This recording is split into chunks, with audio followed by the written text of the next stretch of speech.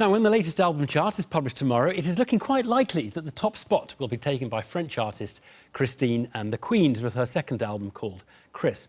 Despite the name Christine and the Queens, it is just one person, Eloise Letizier, or Christine, or now Chris, who's come to be seen as something of a standard bearer for the values that are often described as millennial values. She now defines herself as pansexual and genderqueer. Her upbeat pop plays with her identity and sexuality and has been lauded by artists like Madonna and Elton John. Here's a taste of the new album. Girlfriend, don't feel like a girlfriend, but lover. Well, Chris is with us. Actually, reminded me of Earth, Wind and Fire, or a little bit Michael Jackson. Are they the sound you like? Yeah. I mean, especially for the album, actually, I was kind of digging into the late 80s, early 90s vibe, Cameo, Jimmy Jam and Terry Lewis, so yeah. Right, look, identity is the thing everybody is talking about. It's the thing that sort of defines the relationship between millennial cohort, the millennial generation, and older people don't understand what's going on.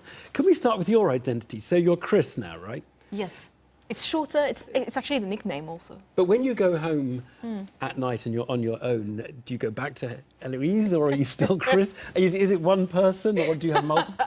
People are going to be scared. It's actually very much one person. I think that the idea of having a stage character and giving myself a name for the stage was just a way to allow myself to embrace everything I could be. It was more like a shy person technique also, Because you can project a bit more as a shy person with that. You know, and it was like almost like at first a survival technique, like what would Christine do? But it was actually just a way to allow myself to, you know, embrace everything I could be. So, and Chris is now the latest iteration of, also the stage character is very much a reflect of who I am at the moment. Right. So it might change, in fact, or it might evolve, or... Yeah. I mean, because, I got older a bit and I evolved a bit, yes. Explain to people who don't understand about modern views of gender, how do you do genderqueer, you would say? Yeah, I mean, I'm a woman, but I just decided to deconstruct a bit what it meant to be a woman, because at some point I, as a young girl, felt a bit trapped in the narrow definition of what a woman could be. So I think I'm saying that I'm fluid because I do believe that my femininity is made of, you know, hints of masculinity and made out of doubts and hesitations. I'm not so sure of, you know, what it means to be a woman, even though I am one. But you're not crossing the sort of man to woman boundary. You're just trying to break the boundary down to some extent. Yeah. Is that a way of... Yeah, it's very much so. Yeah, I'm just trying to deconstruct a bit because I think at some point tropes of gender felt a bit narrow. They can box people in. Pronouns. You're a she's. You're not a they person. Yeah. Right. Okay, we've done gender. We've got to do sex. So, because I'm a bit confused. Fantastic. I'm a bit confused about sex. Because you dress up in suits. You don't. Sometimes you do, but you don't always show a lot of skin. It's not. It's quite sexy dancing, but it's not. It doesn't seem flaunting the body. Well, actually, recently I've been showing more skin, but I'm always actually asking myself a question, like, as a female performer, how can I, again, deconstruct a bit what is called the male gaze, meaning that, you know, classically a woman is always sexualized in one way in today's society, mostly. And I'm just trying to exist differently.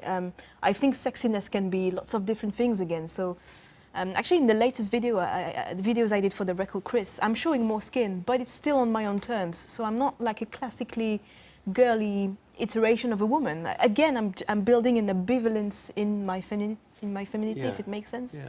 Do you respect...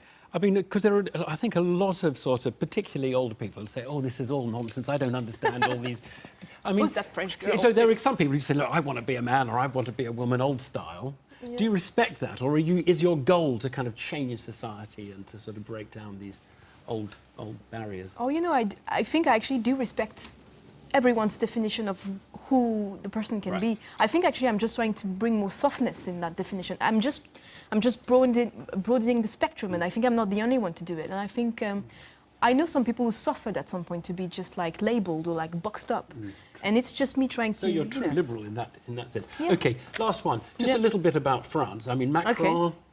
You're not very public about your politics, I know, but Macron seems to have become incredibly unpopular quite quickly. Yeah. He only won the election last year. I mean, what's going on? You know, this is such a world about building images and destroying them, right? I think maybe, you know, some decisions made recently just, you know, isolated a bit Macron from the rest of the people who voted for him. But I think, you know, politics should just remain a place of hope also. And I think sometimes people project a lot of hope onto someone and they're disappointed. But, you know. And Front National, do you think they're not going to come back and win next time or something? I hope not.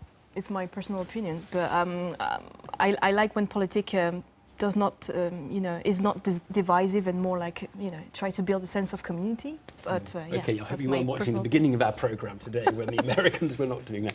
Chris, thank you very much indeed. Thank you so for much having me. coming in.